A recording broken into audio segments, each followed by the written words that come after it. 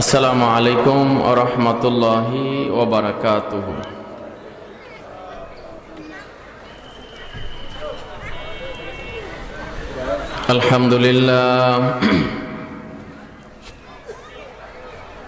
আলহামদুলিল্লাহ নাহমাদুহু ওয়া নাস্তাঈনুহু ওয়া নাস্তাগফিরুহু ওয়া নাউযু বিল্লাহি মিন শুরুরি আনফুসিনা ওয়া মিন সাইয়্যাতি আমালিনা ওয়া মান ইয়াহদিয়াল্লাহু ফালা মুদিল্লা লাহু ومن يضلل فلا هادي له واشهد ان لا اله الا الله وحده لا شريك له واشهد ان محمدا عبده ورسوله الذي ارسله بالحق بشيرا ونذيرا وداعيا الى الله باذنه وسراجا منيرا فقد قال الله تعالى في كلامه المجيد وفرقانه الحميد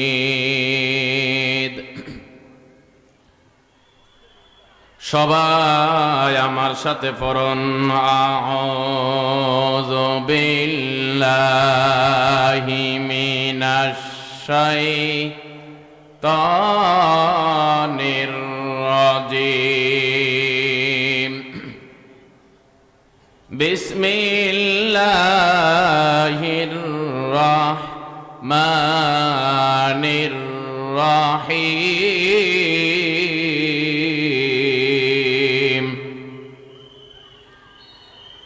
يا أيها الذين آمنوا اتقوا الله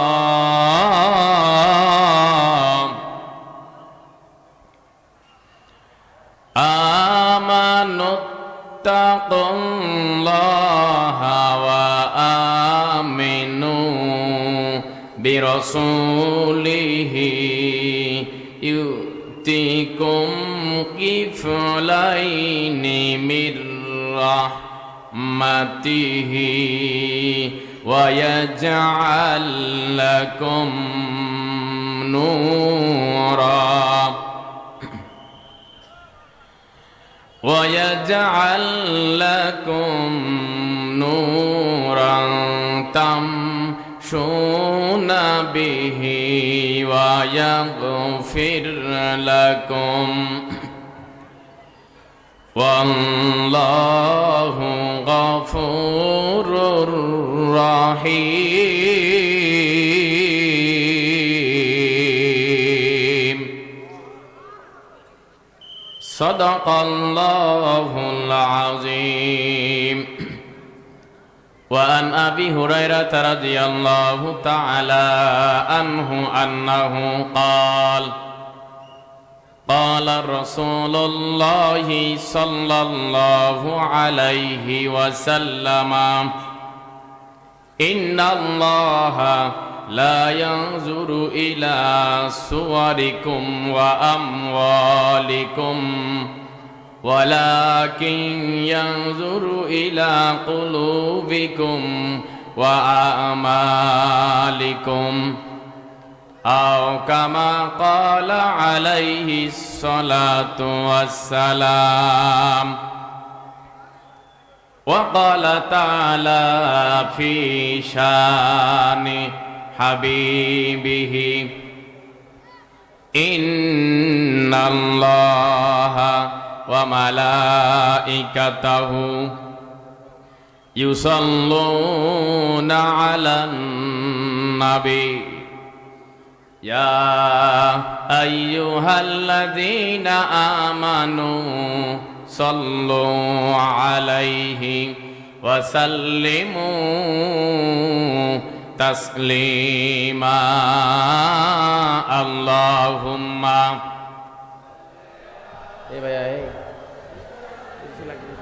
লাগবে বলতে আচ্ছা আচ্ছা পাই গেছে ভাঁজ করে এখানে দাও, এটা নিচে এই টেবিলে কম্বলটা ভাঁজ করে নিচে দিও। ওই যে কোরআন শক্তি হয়েছে সবাই মহাব্বতে পড়ি আল্লাহুম্মা।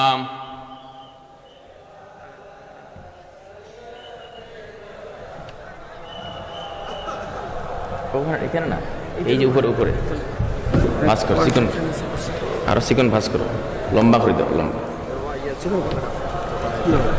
ধরেন তো না, ও পাবে না ভাই, লম্বা কিন্তু লম্বা খারাপ দেখা যায়। হ্যাঁ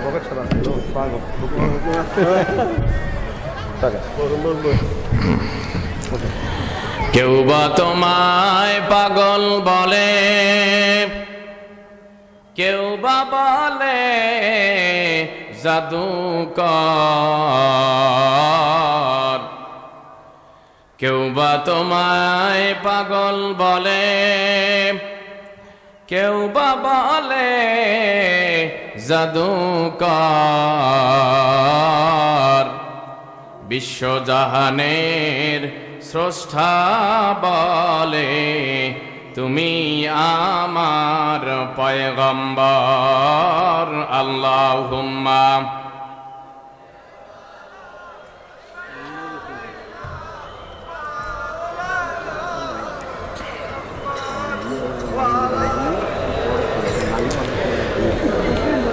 আল্লাহ ও গো আল্লাহ ক্ষমা করে দাও, মাফ করে দাও। মাফ করার মালিক কে? একটু আওয়াজ করে বলতে হবে, কে? আল্লাহ ও গো আল্লাহ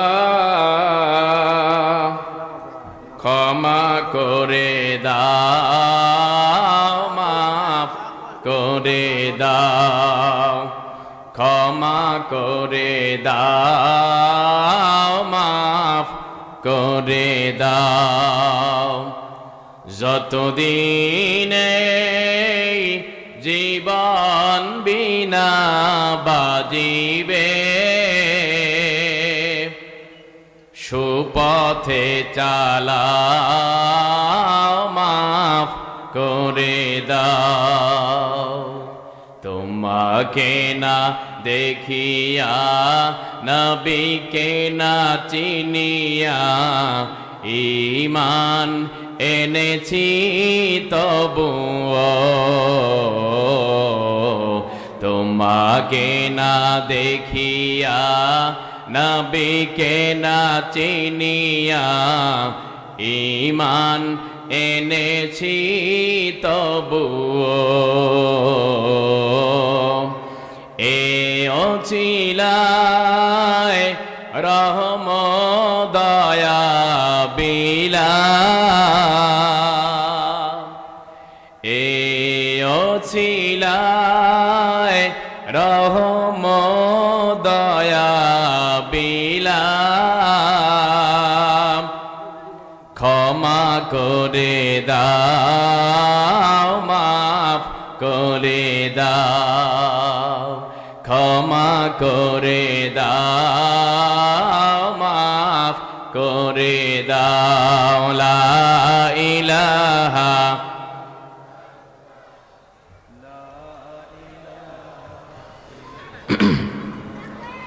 লা ইলাহা ইল্লাল্লাহ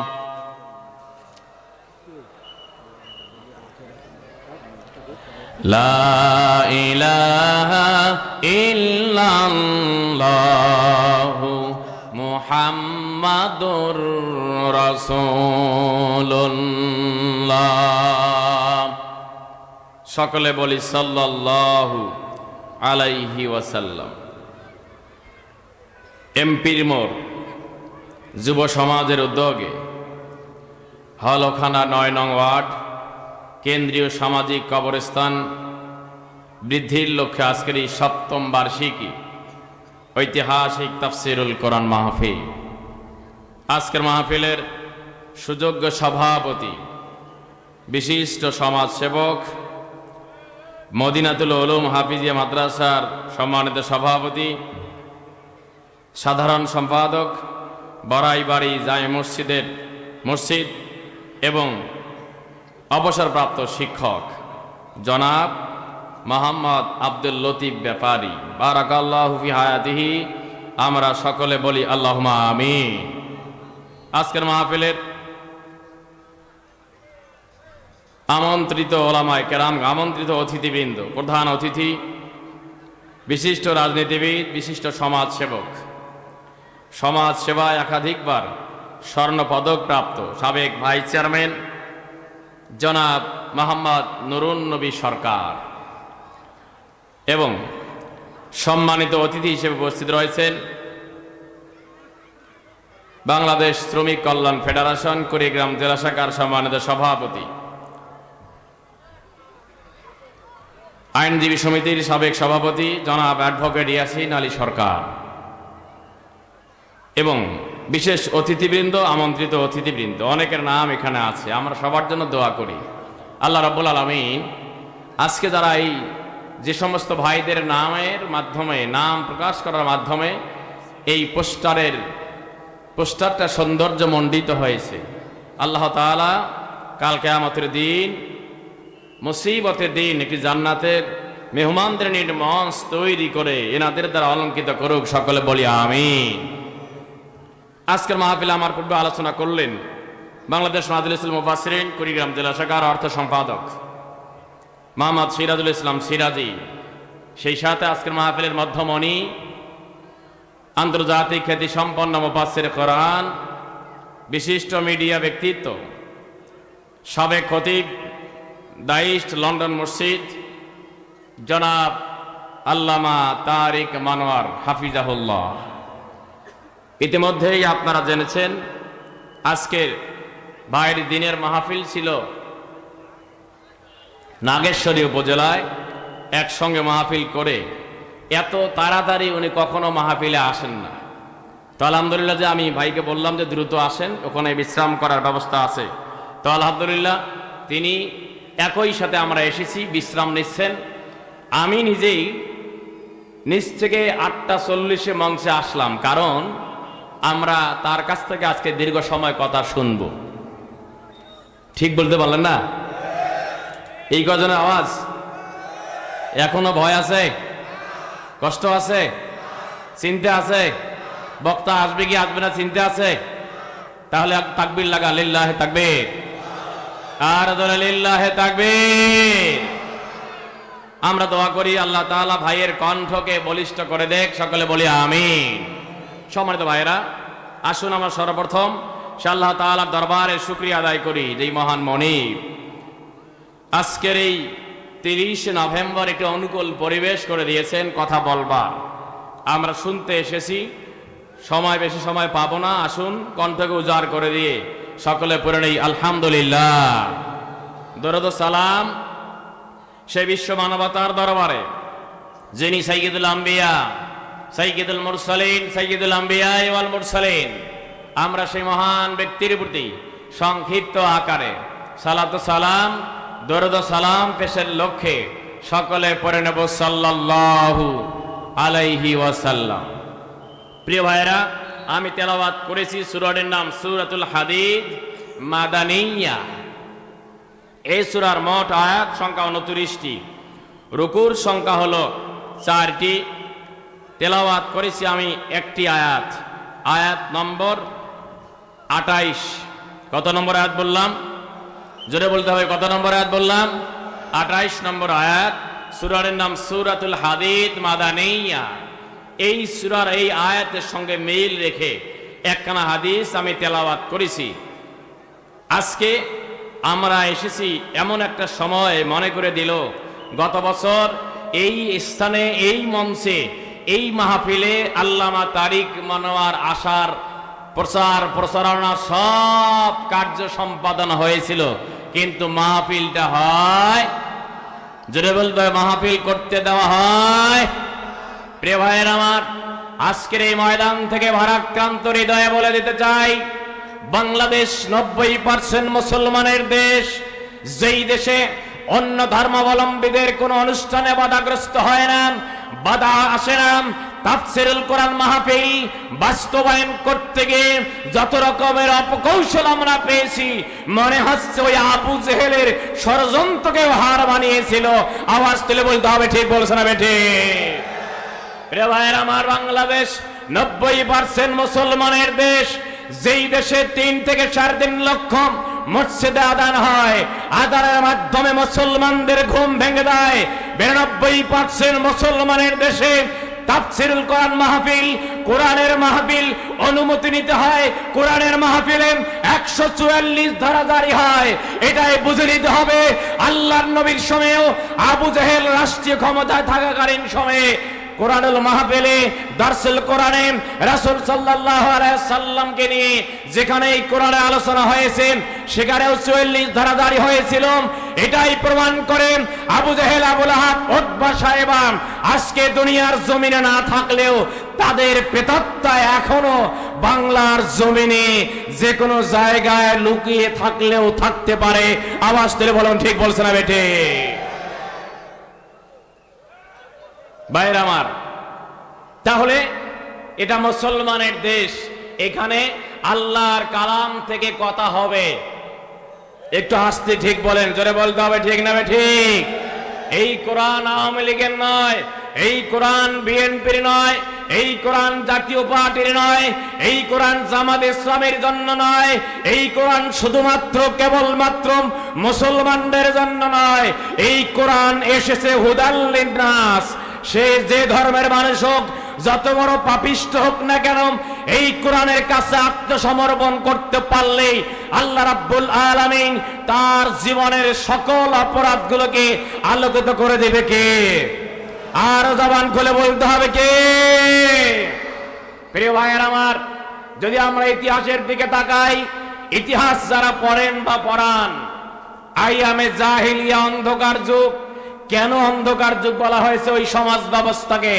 এ কারণেই বলা হয়েছে, ওই সমাজে চুরি ছিল, ডাকাতি ছিল, মদের কারবারি ছিল, কন্যা সন্তানকে জীবন্ত কবর দেওয়া হতো, লুটতরাজ করা, লুটে পুটে খাওয়া তার জীবিকা নির্বাহের প্রধান মাধ্যম ছিল। কথা বলেন, ঠিক না বেঠি?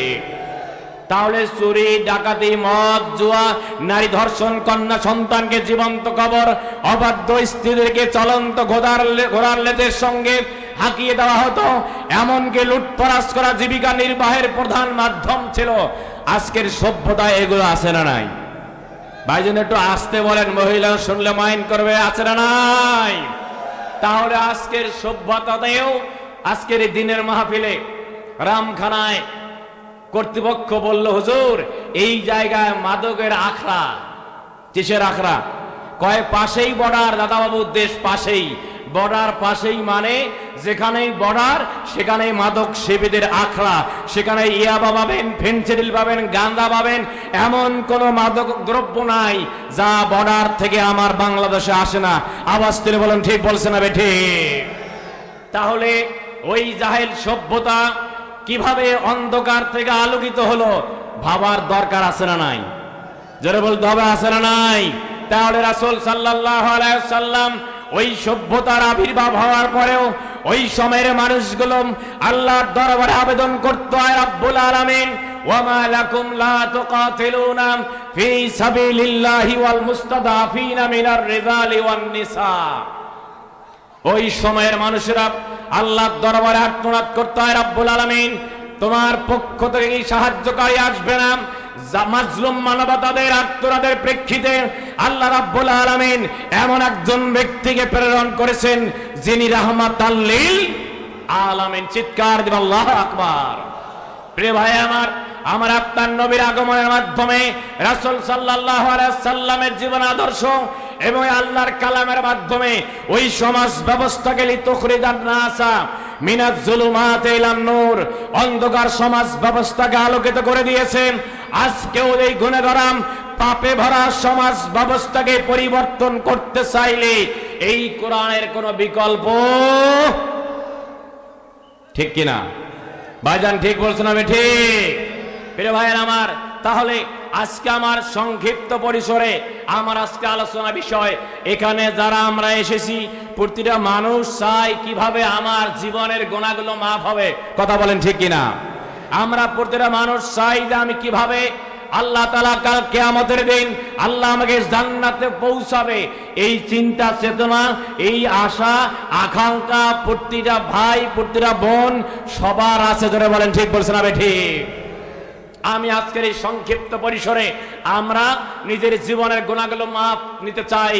আমরা জানবো কোন তরিকায় কিভাবে আল্লাহর কাছে জীবনের গুনাহগুলো মাফ পাওয়া যায়।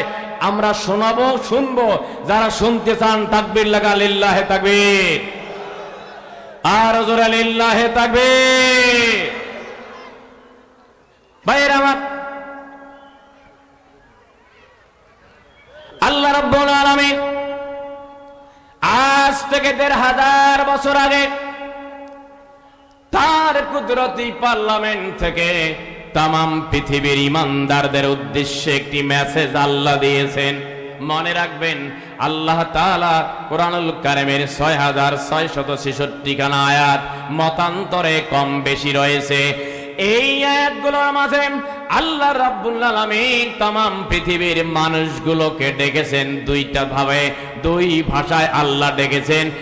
এক ধরনের ভাষা হলো ইয়া আইয়ুহান নাস, ও দুনিয়ার মানব মানবী, কি হিন্দু কি বৌদ্ধ কি খ্রিস্টান কি আওয়ামী লীগের লোক কি বিএনপির লোক কি জামাতে ইসলামের লোক কি জাতীয় পার্টির লোক কি কুড়িগ্রামের লোক কি লালমনিরহাটের লোক, গোটা পৃথিবীর মানুষগুলোকে আল্লাহ ডেকেছেন ইয়া আইয়ুহান নাস বলে। আল্লাহ বলেন, বান্দা ওরে বান্দি, উবুদু রাব্বাকুম খালাকাকুম, তোমরা ইবাদত করো এমন একজন রব যিনি আমাকে আপনাকে সৃষ্টি করেছেন। চিৎকার দিয়ে বলেন সুবহানাল্লাহ, আর জোরে বলেন সুবহানাল্লাহ। আমাদের সৃষ্টিকর্তাকে আর জোরে বলতে হবে কে? ভাইয়ের আমার, তাহলে আল্লাহ রাব্বুল আলামিন সাধারণ ভাবে ডেকেছেন, আম ভাবে ডেকেছেন, সাধারণ মানুষদেরকে ডেকেছেন ইয়া আইয়ুহান নাস বলে। কিন্তু যেই বান্দা যেই বান্দিগুলো তার নিজের নামখানা রেজিস্ট্রি করে দিয়েছেন ইমানদারের তালিকায়, নিজের নামগুলো তালিকাভুক্ত করেছেন, যেই বান্দা যেই বান্দিগুলো নিজের নামটা ইমানদারের কোয়ালিটি সম্পন্ন করে দিয়েছে, আল্লাহ ওই বান্দা ওই বান্দিদের ডেকেছেন স্পেশাল কিছু ভাষায়, আদর ভরা কণ্ঠে মহাব্বত করে আল্লাহ ডেকেছেন। তার ভাষা হলো ইয়া আইয়ুহাল্লাযীনা আমানু হাল আদুল্লুকুম আলা তিজারাতিন তুনজিকুম মিন আযাবিন আলীম।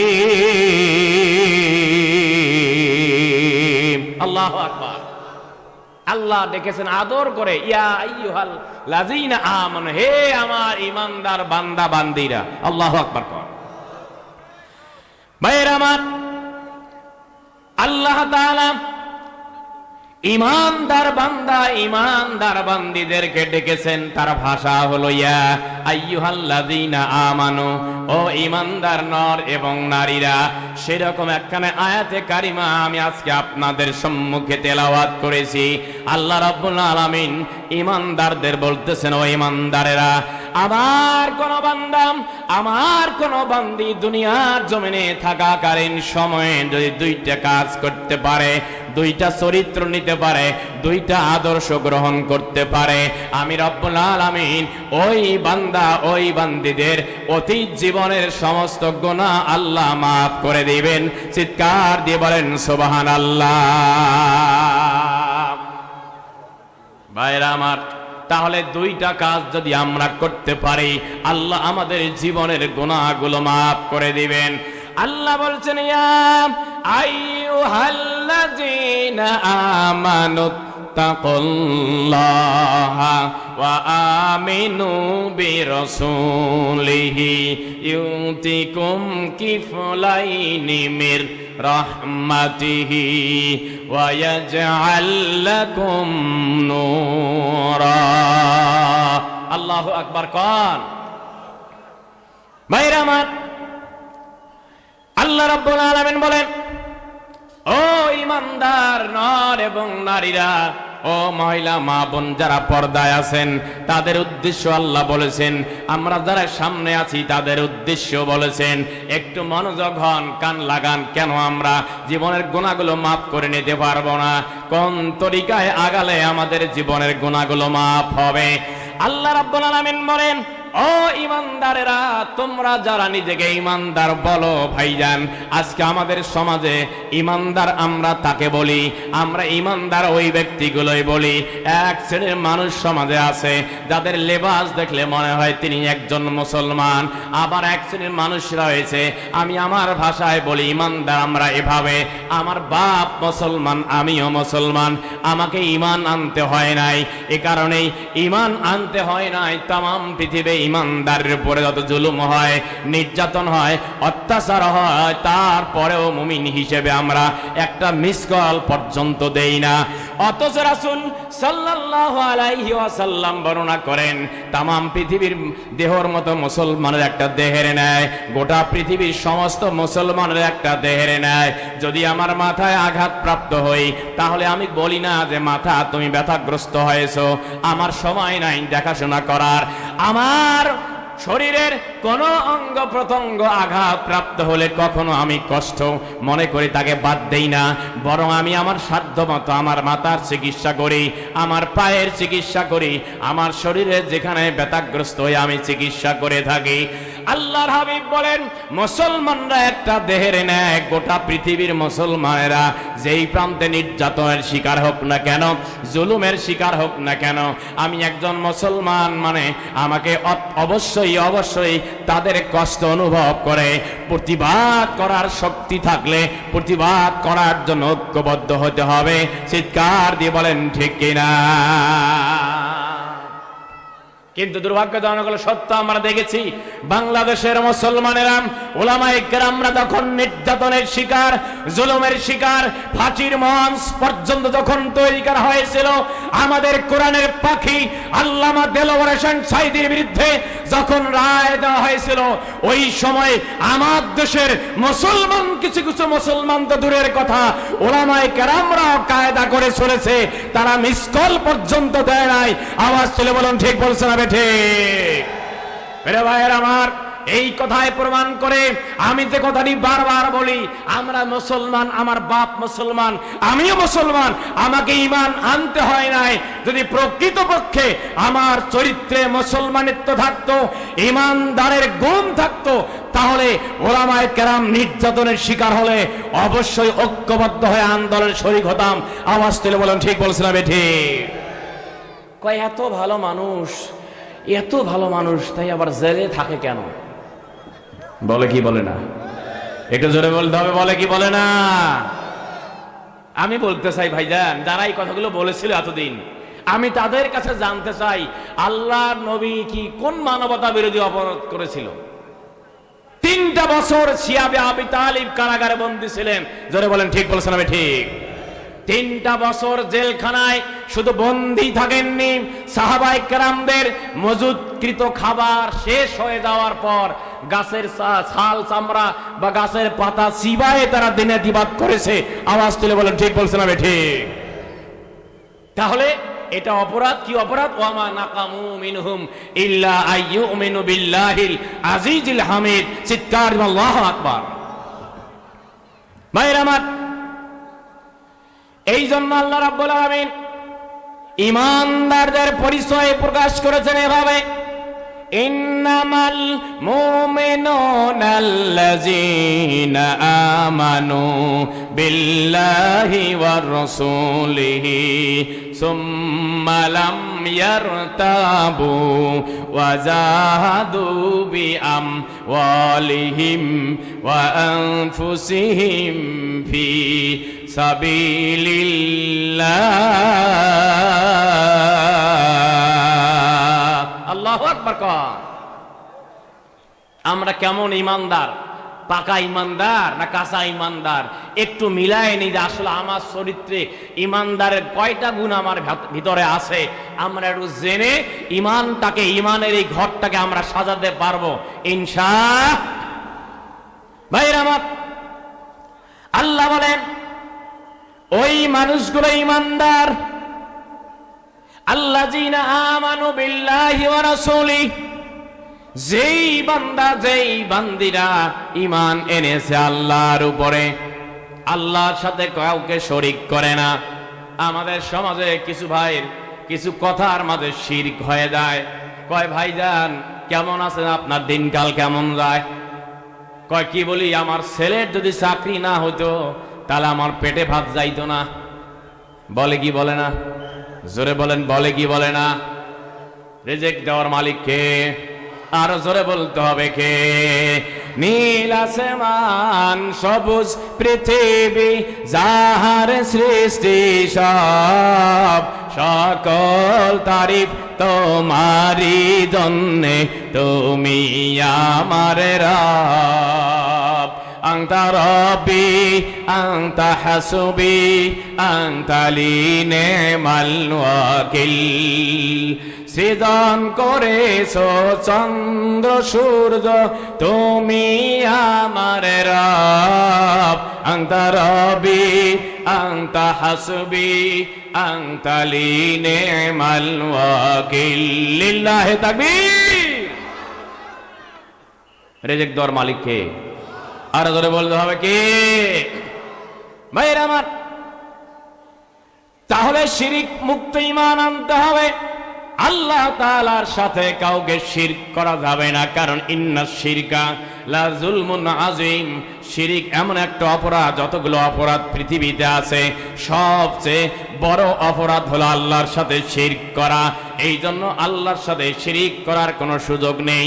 শিরক মুক্ত ঈমান আমাদের আনতে হবে।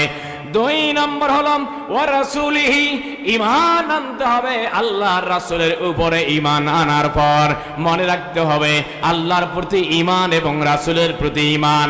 এই ঈমান আনার পর সুম্মা লাম ইয়ারতাবু, কোনোভাবেই আমাদের নড়াচড়া করা যাবে না, কোনোভাবেই আমাদেরকে এদিক ওদিক তাকানো যাবে না।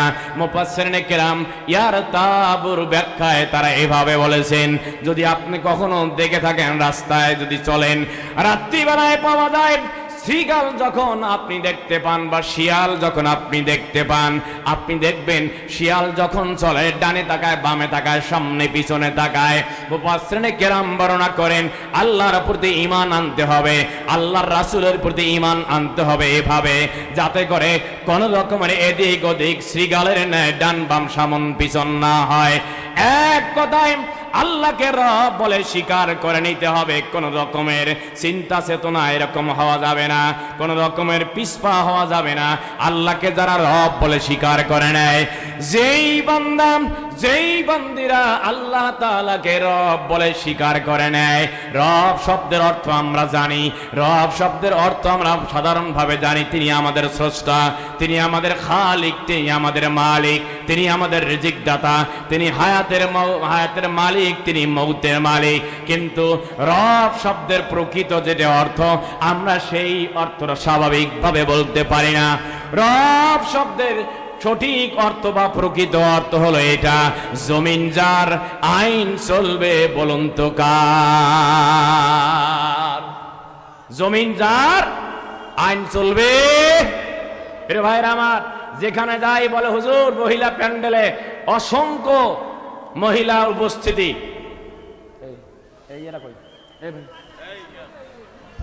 ভাই ফোন দিচ্ছে, তারেক মনে ফোন দিচ্ছে, দ্রুত লোক নাই মনে হয় সম্ভব, দ্রুত দ্রুত দ্রুত ফোন দাও, ওখানে কেউ নেই মনে হয়। ভাইরা আমার, একটু কথা বলি ভাইয়ের সাথে।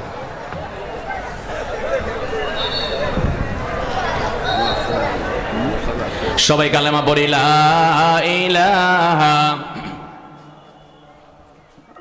ভাই আমি স্টেজে না, 9টা না, আমি তো ওই 9:40 পর্যন্ত কথা বলবো, এর মধ্যে আপনার নিয়ে আসবে।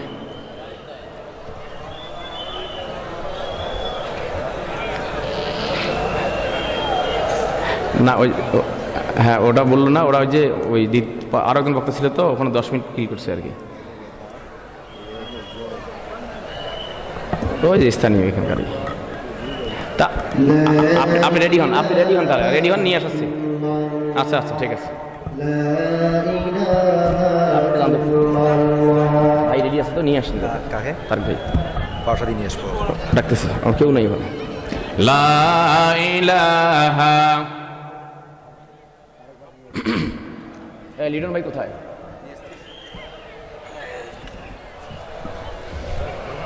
লিটন ভাই এবং আব্দুল সামাদ ভাই, আপনারা দুজন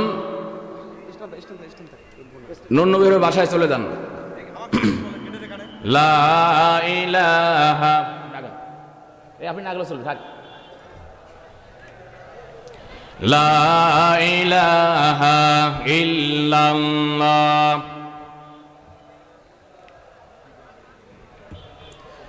লা ইলাহা ইল্লাল্লাহু মুহাম্মাদুর রাসূলুল্লাহ সাল্লাল্লাহু আলাইহি ওয়াসাল্লাম। ভাইরা আমার, আল্লাহ রাব্বুল আলামিন তাম পৃথিবীর মানুষগুলোকে আল্লাহ জানিয়ে দিয়েছেন, যেই বান্দা যেই বান্দিরা আমি আল্লাহকে রব বলে স্বীকার করে নেয়, রব বলে স্বীকার করে নেওয়ার পর সুম্মাস্তাকামু, সে কথার উপরে ইস্তাকামাত থাকে, সুদৃঢ় থাকে। আল্লাহ বলেন আমি রব্বুল আলামিন ওই বান্দা ওই বান্দির উপরে আসমান এবং জমিনের উপরে আসমান থেকে রহমতের ফেরেশতা আল্লাহ অবতরণ করায় দেন। চিৎকার দিয়ে বলেন সুবহানাল্লাহ। ভাইরা আমার, আসুন আমরা সামনের দিকে আগাই, তাহলে আল্লাহ রাব্বুল আলামিন আমার আপনার জীবনের গুনাহগুলো মাফ করে দিবেন। আমরা ইমানদারের সংক্ষিপ্ত পরিচয় জানলাম। ইমানদার বান্দা এবং বান্দিরা যদি 2টা গুণ অর্জন করতে পারে, 1 নম্বর গুণ, যেই বান্দা যেই বান্দিরা পরহেজগারিতার গুণ অর্জন করতে পারবে, ইত্তাকুল্লাহ, আল্লাহর উপরে ভয়, অর্থাৎ আল্লাহর ভয় যেই বান্দা যেই বান্দি নিজের অন্তরে জাগ্রত করতে পারবে, যেই বান্দা যেই বান্দিরা পরহেজগারিতার গুণ অর্জন করতে পারবে, ওই বান্দা ওই বান্দিদেরকে আল্লাহ তাআলা জীবনের গুনাহগুলো মাফ করে দিবেন। চিৎকার দিয়ে বলেন সুবহানাল্লাহ। ভাইরা আমার, তাহলে আমরা জানতে চাই আসলে পরহেজগার কাকে বলে, কোন কোয়ালিটি থাকলে আমরা তাকে পরহেজগার ধরে নেব। আলী রাদিয়াল্লাহু তাআলা আনহু, ইসলামের চতুর্থ খলিফা আলী রাদিয়াল্লাহু তাআলা আনহু, তিনি পরহেজগারিতার কোয়ালিটি বা পরহেজগারিতার গুণ, কোন কোন কোয়ালিটি থাকলে তাকে আমরা পরহেজগার বানিয়ে নিতে পারি। প্রিয় ভাইরা আমার, হাদিস খানা আমি শুরুতেই তেলাওয়াত করেছি, আমার রাসূল বর্ণনা করেন, ইন্নাল্লাহা লা ইয়ানজুরু ইলা সুওয়ারিকুম ওয়া আমওয়ালিকুম ওয়ালাকিন ইয়ানজুরু ইলা কুলুবিকুম ওয়া আমালিকুম। আল্লাহর হাবিব বলেন, আল্লাহ রাব্বুল আলামিন কোন বান্দার তাকান না তার আকৃতির দিকে, তার চেহারার দিকে, তার ফেসের দিকে তাকান না, ও আমওয়ালিকুম, এবং তাকান না আমার কতগুলো সম্পদ রয়েছে, আমার কতগুলো মাল রয়েছে, কতগুলো টাকা পয়সা রয়েছে, ব্যাংক ব্যালেন্স রয়েছে, কতগুলো জমাজমি রয়েছে, আমার কতগুলো অট্টালিকা রয়েছে। আল্লাহ আমার আপনার চেহারার দিকেও তাকান না, আমার আপনার সম্পদের দিকেও তাকান না, বরং ওয়ালাকিন ইয়ানজুরু ইলা কুলুবিকুম ওয়া আমালিকুম। আল্লাহ রাসূল বর্ণনা করেন, বরং আমি রব্বুল আলামিন বান্দার অন্তরের দিকে তাকাই এবং বান্দার আমল কতটুকু সংগ্রহ করেছে, আমলের দিকে আমি আল্লাহ তাআলা তাকাই। চিৎকার দিয়ে বলেন সুবহানাল্লাহ। তাহলে আল্লাহ আমার এই চেহারার দিকেও তাকান না, আমার সম্পদ কি তার দিকেও তাকান না, বরং তাকাবেন আমার অন্তরে কি আছে, আমার কলিজার ভিতরে কি আছে, কতটুকু আল্লাহর ভয় আছে, কতটুকু ইমানদারি আছে, এটা দেখবে কে? আর জবানটা খুলে বলতে হবে কে? আজকে আমাদের দেশের তাকওয়া বা পরহেজগারিতার মানদণ্ড হলো যে যত বড় জুব্বা গায়ে দেই, যত বড় দাড়ি লম্বা রাখি, আমরা তত বড় পরহেজগার তাকে মনে করি। কথা বলেন ঠিক কিনা? রাসূল সাল্লাল্লাহু আলাইহি সাল্লাম পরহেজগারিতার মানদণ্ড এভাবে উল্লেখ করে নাই, দাড়ি রাখা সুন্নাত, পাগড়ি পরবেন সুন্নাত, পাঞ্জাবি জুব্বা গায়ে দেবেন সুন্নাত আদায় হবে। কিন্তু ভাইজান আপনি সারা রাত তাহাজ্জুদ বিল লাইল করলেন, কিন্তু ফজরের 2 রাকাত নামাজ আদায় করলেন না। 2 রাকাত নামাজ আদায় না করে রাত্রিবেলা কোরআন তেলাওয়াত করলেন, তাহাজ্জুদ বিল লাইল করলেন। আচ্ছা আপনারাই বিবেচনা করুন, এই 2 রাকাত ফজরের ফরজ নামাজ আর সারা রাতের নফল ইবাদত কি এক হবে? জোরে বলেন, জোরে বলেন, এক হবে? আরো সহজ করে বুঝাই, একজন ছাত্র 10টা সাবজেক্ট পরীক্ষা দিয়ে এক সাবজেক্টে ফেল করলো আর 9 সাবজেক্টে 100তে 100ই পাইলো, সে ছাত্রটা ফেল না পাস? ফেল। তাহলে তখনই তার জন্য ভালো রেজাল্ট, ভালো সফলতা আসবে যখন সকল সাবজেক্টে পাশের সহিত সর্বোচ্চ মার্ক পায়, তখনই ভালো রেজাল্ট তার থেকে আশা করা যায়। আওয়াজ তুলে বলুন ঠিক বলছে না বে ঠিক? এই কথা বলবার পিছনে কারণ অন্তরে রাসূল ইশারা করেছেন আত-তাকওয়াউ হাহুনা, আত-তাকওয়াউ হাহুনা ইশিরু ইলা সাদরিহি সালাসা মিরার। রাসূল বক্ষের দিকে ইশারা করেছেন। রাসূল বর্ণনা করেন যে তাকওয়া ও পরহেজগারিতা অন্তরে। আমি সিরাজুল ইসলাম ফারুকী এই পাঞ্জাবি, এই জুব্বা, এই পাগড়ি তখনই আমার সফলতা দিবে যখন আমার অন্তরটা পরিষ্কার থাকবে, আমার অন্তরে ভয় থাকবে কার? আরো জবানটা খুলে বলতে হবে কার? লিখে দিবেন, কোন কথা বলে লিখে দিবেন, কানে কানে বলা যাবে না। ভাই আমার, মহিলা প্যান্ডেলে মা বোন যারা আছেন, মা বোনদের দৃষ্টি আকর্ষণ করছি, আপনি আপনার জায়গাটা আর একজন বোনকে দিয়ে দেন, দিয়ে আপনি আটু চেপে সামনে বসুন, আপনি সব পাবেন সদকায়ে জারিয়ার। এই কাজটা করুন। মহিলা প্যান্ডেলে জায়গা হচ্ছে না, কর্তৃপক্ষের অনুরোধ, আপনারা কোনো বোনকে কষ্ট দিবেন না, কষ্টটা সবাই ভাগাভাগি করে নিয়ে ভিতরে বসে পড়ুন। এই আশা, এই আহ্বান রাখছি আপনাদের উদ্দেশ্যে। যে ভাইরা রাস্তায় ঘুরে বেড়া করছেন বা বাইরে বা দোকানপাটে আড্ডা দিচ্ছেন, আপনারা ভুল করছেন, ভাই এখনই চলে আসবে। এই জন্য আমি আপনাদেরকে অনুরোধ করব, যারা বাইরে আছেন দয়া করে, মাহফিলে অনেক সুন্দর আয়োজন করেছে এই যুব সমাজ, আমরা দোয়া করি এই যুব সমাজ যেন শাবুন নাশা ফি ইবাদাতিল্লাহ, কিয়ামতের দিন আল্লাহ রাব্বুল আলামিন আমাকে আপনাকে পরিষ্কার জানিয়ে দিয়েছেন, ইন্না আকরামাকুম ইনদাল্লাহি আত্তাকুম। আল্লাহ বলেন আমার কাছে ওই বান্দা সবচেয়ে বেশি দামি, ওই বান্দি সবচেয়ে বেশি মূল্যবান, যেই বান্দা, যেই বান্দির অন্তরে অধিক ভয় আছে কার? আর জবানটা খুলে বলেন কার? ভাইয়ের আমার, আলী রাদিয়াল্লাহু তাআলা আনহু তিনি বর্ণনা করেছেন, যেই বান্দা, যেই বান্দির অন্তরে, যেই বান্দা, যেই বান্দির চরিত্রে 4টা গুণ থাকবে, ওই বান্দা, ওই বান্দিকে পরহেজগার হিসেবে ধরে নিতে পারো। আলী রাদিয়াল্লাহু তাআলা আনহু বলেন, আল খাউফু মিনাল জালিল, যেই বান্দা, যেই বান্দিরা আল্লাহ রাব্বুল আলামিনের পক্ষ থেকে আল্লাহ যেই বিধান দিয়েছেন, এক কথায় খাউফু মিনাল জালিল, যেই বান্দার অন্তরে অধিক ভয় রয়েছে আল্লাহর, যেই বান্দি আল্লাহ তাআলাকে ভয় করে জীবনের সকল ক্ষেত্রে। একজন ব্যবসায়ী যখন ব্যবসা করে, তার অন্তরে যদি আল্লাহর ভয় থাকে, কখনো তিনি এই বান্দা, এই বান্দি কখনো তিনি ওজনে কম দিতে পারে না।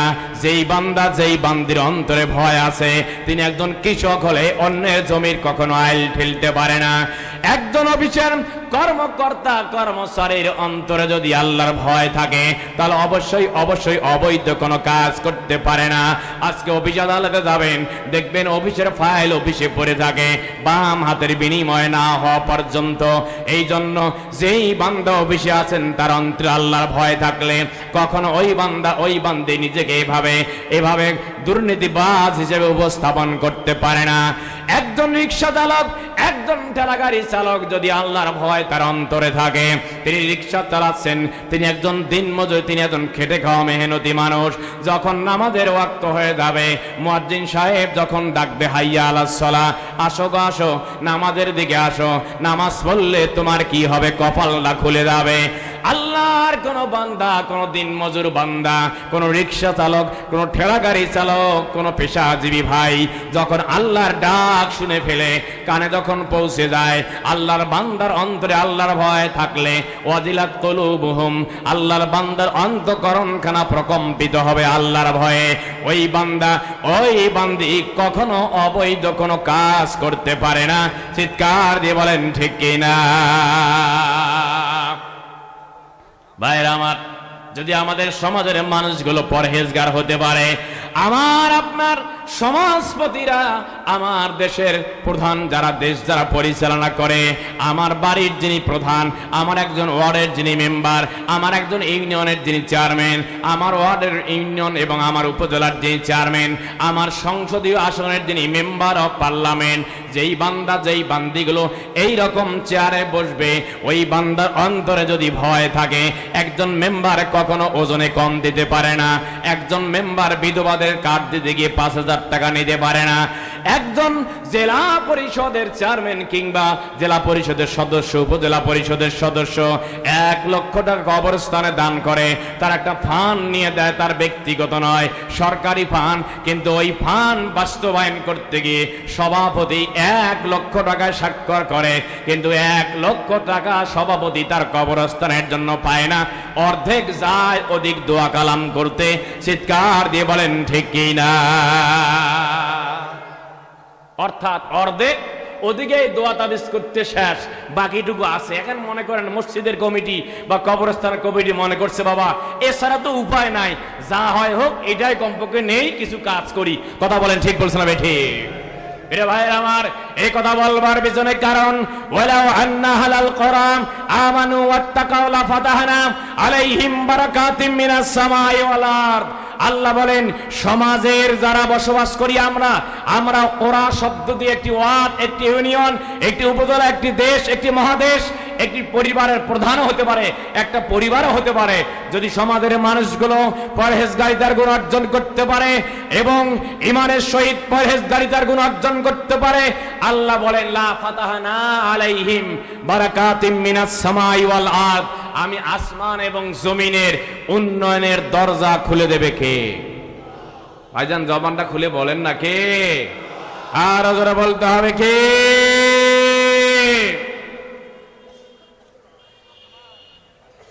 ভাইরা আমার, আলী রাদিয়াল্লাহু তাআলা আনহু 4টা কোয়ালিটির কথা বলেছেন, পরহেজগারিতার গুণ বা পরহেজগারিতার কোয়ালিটি। 1 নম্বর, আল খাউফু মিনাল জালিল, আল্লাহর ভয় তার ভিতরে থাকতে হবে। যাদের হৃদয়ে আছে আল্লাহর ভয়, তারা কভু পথ ভুলে যায় না। ঠিক কিনা ভাইরা আমার? তাহলে 1 নম্বর ভয় থাকতে হবে আল্লাহ তাআলার। 2 নম্বর, কোন কোয়ালিটি, কোন যোগ্যতা থাকলে আমরা তাকে পরহেজগার হিসেবে ধরে নেব? আলী রাদিয়াল্লাহু তাআলা আনহু বলেন, ওয়াল আমালু বিত্তানজিল, ওয়াল আমালু বিত্তানজিল, আমল করতে হবে আল্লাহর পক্ষ থেকে যেই কিতাব নাজিল করা হয়েছে, যেই কিতাবকে আল্লাহ রাব্বুল আলামিন অন্ধকার বর্বরতার যুগে আল্লাহ নাজিল করে দিয়েছেন। আল্লাহ বলেন, আমি বান্দা বান্দীদের জন্য কালাম নাজিল করেছি, না কিতাবুন আনজালনাহু ইলাইকা লিতুখরিজান নাসা মিনাজ জুলুমাতি ইলান নূর। আল্লাহ বলেন, এই কালামে হাকিম আমি নাজিল করেছি। আল্লাহর কোন বান্দা, আল্লাহর কোন বান্দি এই কোরআনের কাছে যে আত্মসমর্পণ করতে পারে, আমি রব্বুল আলামিন ওই বান্দা বান্দীদের জন্য 4টা সফলতা দেব। 1 নম্বর, তিবিয়ানাল লিকুল্লি শাইইন, আমি বান্দা জীবনের সব সমস্যার সমাধান আমি দিয়ে দেব আল কোরআন। চিৎকার দিয়ে বলেন সুবহানাল্লাহ। সমাধান চাও যদি জীবনে মরণে, খুঁজে নাও চোখ রাখো কোরআনে সমাধান, ও সমাধান। আল্লাহ বলতে বিয়ানাল লিকুল্লি শাইইন, জীবনের সব আলোচনা পর্যালোচনা আছে কোথায়? জোরে বলেন কোথায়? ভাইরা আমার, চারটা কর্মসূচি ওই বান্দাদের জন্য আল্লাহ বরাদ্দ করে দিবেন। 1 নম্বর কর্মসূচি হলো তিবিয়ানাল লিকুল্লি শাইইন, আমার আপনার জীবনের সব সমস্যার সমাধান হবে আল কোরআনে। 2 নম্বর ওয়াহুদান, এই কোরআন আপনাকে পথ দেখায় দেবে। হুদাল্লিন নাস, আমি বলেছিলাম হুদা শব্দের ব্যাখ্যায় আল্লামা জারুল্লাহ জমকশারী রহমতুল্লাহ আলাইহি বলেন, এর আয়াতে তরিকি সলিলাল মাতলুব, কোন বান্দা কোন বান্দি যদি তার গন্তব্য স্থানে পৌঁছে যেতে চায়, আল্লাহর কোন বান্দা আল্লাহর কোন বান্দি আল্লাহর জান্নাতে যাওয়ার যদি সিদ্ধান্ত নেয় এবং সিদ্ধান্ত নিয়ে সে লক্ষ্যে কর্মসূচি বাস্তবায়ন করে, আল্লাহ বলেন আমি আল্লাহ রাব্বুল আলামিন তার অতীত জীবনের সমস্ত অন্ধকারগুলোকে আলোকিত করে দেব, আমি হেদায়েত দিয়ে দিয়ে আল্লাহর জান্নাতে তাকে পৌঁছায় দেব। চিৎকার দিয়ে বলেন সুবহানাল্লাহ। তাহলে হেদায়েত দর মালিক কে? আর জোরে বলতে হবে কে? ওমর ইবনে খাত্তাব রাদিয়াল্লাহু তাআলা আনহু, তিনি এমন একজন ব্যক্তি, ইসলাম গ্রহণ করার পূর্বে রাসূল সাল্লাল্লাহু আলাইহি সাল্লামকে হত্যা করার সিদ্ধান্ত নিয়েছিল ওমর রাদিয়াল্লাহু তাআলা আনহু। কথা বলেন ঠিক কিনা? ওমর রাদিয়াল্লাহু তাআলা আনহু যেই ব্যক্তিরই এমন শক্তিধর ছিল, তিনি যদি কোনো কথাকে হা বলেন আর না করার কোনো শক্তি সেই সময় ছিল। এই ব্যক্তি দাঁড়িয়েছেন 100টা ঘোড়া পাবেন বা উট পাবেন সেই আশায়। কাকে হত্যা করবেন? আল্লাহর নবীকে হত্যা করলে 100টা লাল উট বা 100 ঘোড়া পাবেন এই আশায়। আমরা ওয়াজ সব জানা অনেকেরই। ওমর রাদিয়াল্লাহু তাআলা আনহু তিনি রাসূলকে হত্যা করতে গিয়ে প্রতিমধ্যে দেখা হলো নাঈম নামে একজন ব্যক্তির আল্লাহর নবীর কাছে গোপনে ইসলাম গ্রহণ করেছেন।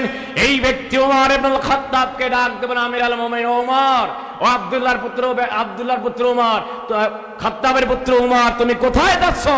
রাঙ্গা তরবারি নিয়ে, মনে হয় তুমি মুহাম্মদকে হত্যা করতে যাচ্ছ। কারণ গতকালকে সিদ্ধান্ত হয়েছে, দারুন নদওয়ায় বৈঠক থেকে সিদ্ধান্ত হয়েছে যিনি হত্যা করতে পারবেন 100টা ঘোড়া দেওয়া হবে। ওমর ইবনে খাত্তাবকে ডাক দিয়ে বলেন, ওমর, হত্যা করার আগে তুমি তোমার আগে ঘরের খবর নাও। সুবহানাল্লাহ কও। উমরের মাথা চক্কর দিছে, বলে কি ঘরের খবর মানে? পরে খোঁজ করে দেখা যায় তার বোন ফাতেমা ইসলাম গ্রহণ করেছে। আল্লাহু আকবার কর। ভাইরা আমার, ওমর ইবনুল খাত্তাব রাদিয়াল্লাহু তাআলা আনহু রওনা হলেন বোনের গৃহে। মেজাজ একেবারে তেলে বেগুনে জ্বলে উঠলো। বলে কি, আমি একজন শত্রুকে চিরদিনের জন্য নিশ্চিহ্ন করব। আমি সেই আশায় 100টা ঘোড়া পাবো কিংবা উট পাবো, সেই আশায় যাচ্ছি। কিন্তু কি খবর শোনালাম, আমার বোন যদি ইসলাম গ্রহণ করে তাহলে আমি কার কাছে গিয়ে এই কথাগুলো বলবো? ওমর ইবনুল খাত্তাব রাদিয়াল্লাহু তাআলা আনহু আর দেরি করলেন না, তিনি রওনা হলেন। তিনি যাচ্ছেন বোনের বাড়িতে যাচ্ছেন ওমর ইবনুল খাত্তাব। একবার ওমর ইবনুল খাত্তাব রাদিয়াল্লাহু তাআলা আনহু বোনের বাড়িতে গিয়ে শুনতে পেলেন যে গুনগুন করে আল্লাহর কালাম তার বোন এবং ভগ্নিপতি তেলাওয়াত করতেছে। চিৎকার দিয়ে বলেন সুবহানাল্লাহ। আরো জোরে বলেন সুবহানাল্লাহ।